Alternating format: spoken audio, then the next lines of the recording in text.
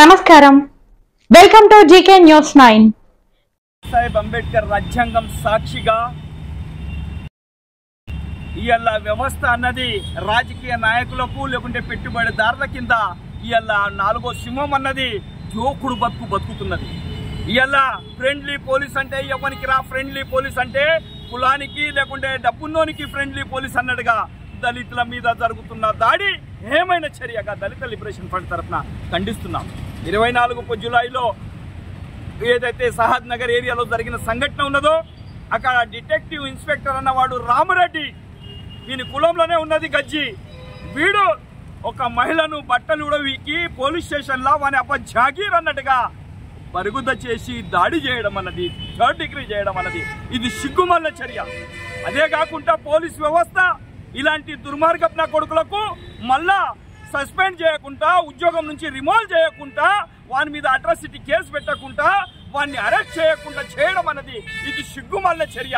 రాజ్యాంగాన్ని తూట్లు పడుతున్న దగులుబాజీ వ్యవస్థగా పోలీసు వ్యవస్థ అంటే న్యాయానికి ధర్మానికి ఉండాలి, కానీ ఇది జోక్కుంటూ బతుకుతున్న ఇలాంటి ప్రైవేట్ గుండాలుగా పనిచేస్తున్న ఇలాంటి దుర్మార్గపు కొడుకులను వెంటనే రిమూవ్ చేయాలి, వాడిని వెంటనే అరెస్ట్ చేసి జైల్లో పెట్టాలి, ఎంక్వైరీ దాని మీద తర్వాత జరగాలని దళిత లిబరేషన్ ఫ్రంట్ తరఫున రామరెడ్డిని వెంటనే అరెస్ట్ చేయాలనేది డిమాండ్ చేస్తున్నాం. వాస్తవానికి మనం చూసినట్టయితే నేరాల సంఘటన మీద కూడా 3rd డిగ్రీ నేరాలలో ఏమడిగారు, ఉస్కే మాఫియా లారీలు పోతున్నాయి, దీని మీద చర్యలు తీసుకోరా అంటే ఈ ఎస్పీ ఎవడు విశ్వజిత్ కంపాడి అన్నవాడు వాడు 3rd డిగ్రీలు చేస్తే వారికి కూడా రాజమర్యాదలు చేయడం రాజకీయ నాయకులు సిగ్గుమాలిన చర్యగా మేము భావిస్తున్నాం. గతంలో టీఆర్ఎస్ దగులుబాజీ అంటే అంతకన్నా దగులుబాజీగా ఇలా కాంగ్రెస్ వ్యవస్థలో దళితుల పైన దాడులు జరగడం ఇది హేమైన చర్యగా ఇప్పటికైనా కానీ అక్కడ ఉన్న రాజకీయ నాయకులు పట్టించుకోకుంటే అంతకన్నా దారుణమైన పరిస్థితుల్లో కాంగ్రెస్ ప్రభుత్వం హీనంగా ఏం లెక్క చేయబడుతుందని దళిత లిబరేషన్ ఫ్రంట్ తరఫున హెచ్చరిస్తున్నాం. దళిత ద్రోహిగా మిగలద్దు.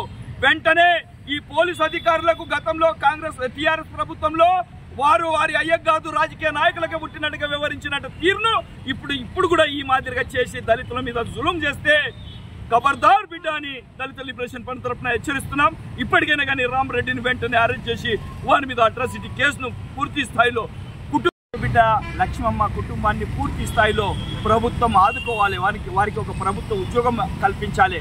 అదే కాకుండా వీరిని మళ్ళీ ఇలాంటి సంఘటనలు జరగకుండా పునరుద్ధం కాకుండా పోలీస్ శాఖల పైన సరైన చర్యలు తీసుకోవాలని దళిత లిబరేషన్ ఫ్రంట్ తరఫున విజ్ఞప్తి చేస్తున్నాం జ్యుడిషియల్ను.